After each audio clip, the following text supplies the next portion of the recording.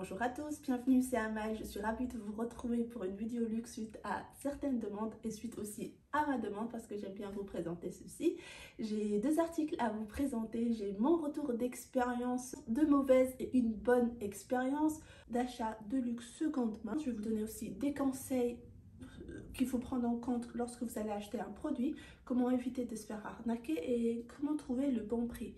Donc sans plus tarder, on va commencer par Monogram. Chez Monogram, j'ai réalisé un achat qui s'est mal passé. Je vous montre l'unboxing qui est génial. Vous voyez, vraiment très bien soigné. Comme d'hab, c'est pas la première fois que je passe par eux pour réaliser un achat de luxe. Cependant, une fois l'unboxing fait, je me rends compte que l'article n'est pas vraiment conforme. Il était tagué en état neuf. Finalement, il était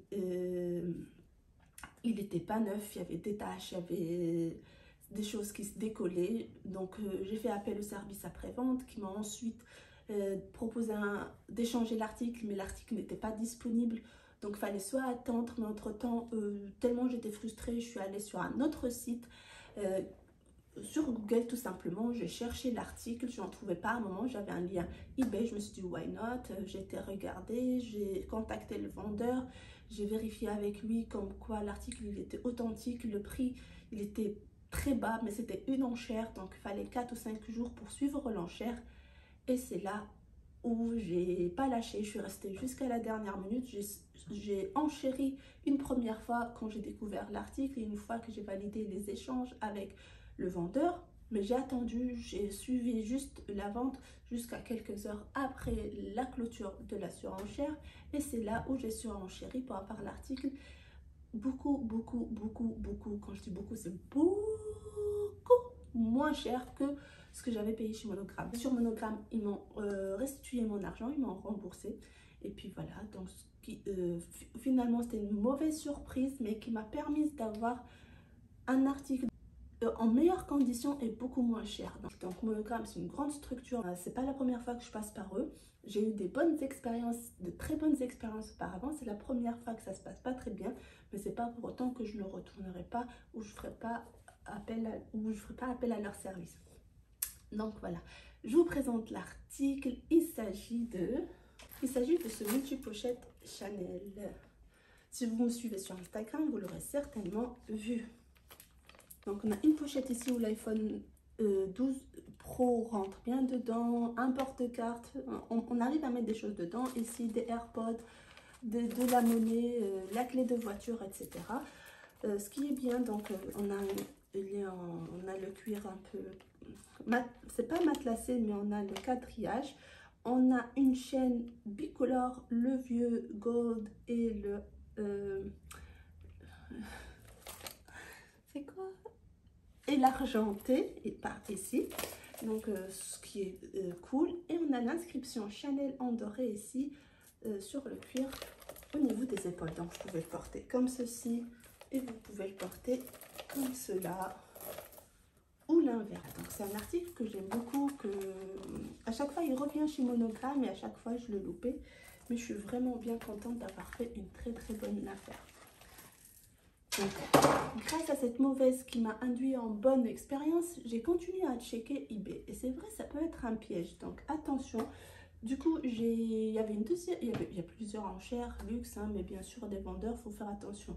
J'ai continué et j'ai vu une petite enchère de porte-carte Louis Vuitton.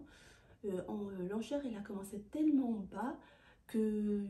Et en plus, il n'y avait pas beaucoup de monde dessus. Pareil, j'ai suivi à la fin, j'ai surenchéri. Je pensais vraiment pas que j'allais l'emporter.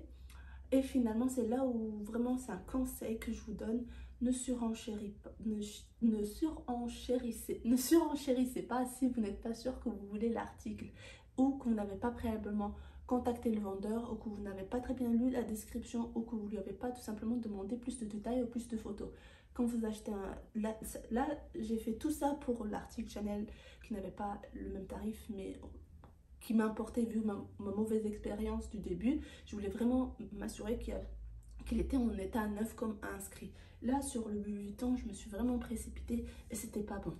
Je le regrette à moitié, même si je l'ai payé que 49 €, que je vous montre. C'est un petit porte-carte comme ça.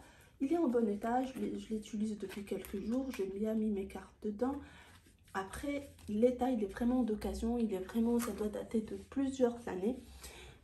Après, pour le prix, vous allez me dire, ah, bon, faut pas se plaindre, mais juste je partage mon expérience. Vu qu'en prix neuf, il est à moins de 200 €, vous pouvez le trouver à 175 ou 190 € en boutique. Donc, c'est quand même un pourcentage du prix initial. C'est pour ça, bon, il n'est pas en cuir, c'est de la toile.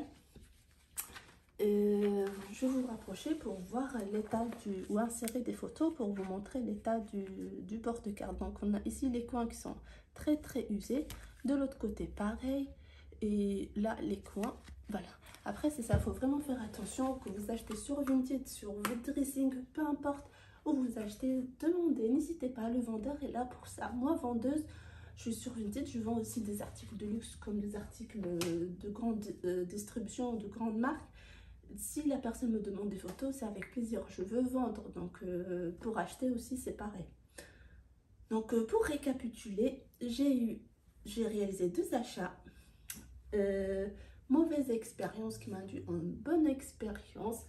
Et puis une mauvaise expérience également, sachant que le vendeur n'était pas disponible, le vendeur répondait pas correctement, c'était vraiment impoli quand je lui ai demandé des renseignements, quand même j'ai essayé de réaliser un retour ou d'ouvrir un litige parce que sa description était également erronée, comme monogramme qui mettait état neuf alors que ce n'était pas neuf. Donc faites vraiment très important, faites vraiment très attention aux descriptions.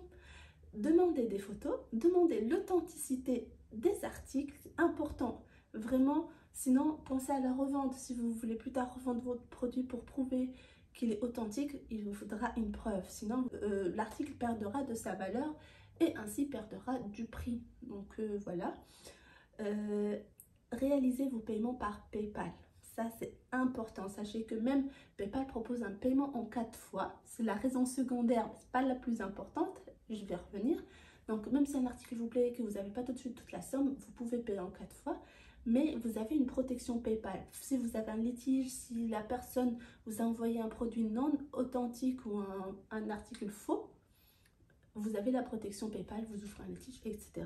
Attention aux enchères, je vous ai expliqué, ne rentrez pas dedans si vous n'êtes pas sûr que l'article vous intéresse et ne surenchérissez pas beaucoup tout au long de l'enchère. Au début, comme ça, vous êtes inscrit. Si quelqu'un vous dépasse, c'est pas grave, mais mettez des rappels juste avant la fermeture de l'enchère pour surenchérir. Mais ne rentrez pas dans le jeu pour que ça dépasse vos moyens, bien sûr. Voilà, j'essaie de faire une vidéo rapide pour vous expliquer mon expérience. J'espère que ça vous a plu. Je vous embrasse très fort. Je vous dis à bientôt. D'autres vidéos luxe vont arriver si ça vous intéresse. Je vous attends sur Instagram, également sur d'autres vidéos, en commentaire, like, dislike, vous connaissez. À très vite. Bye.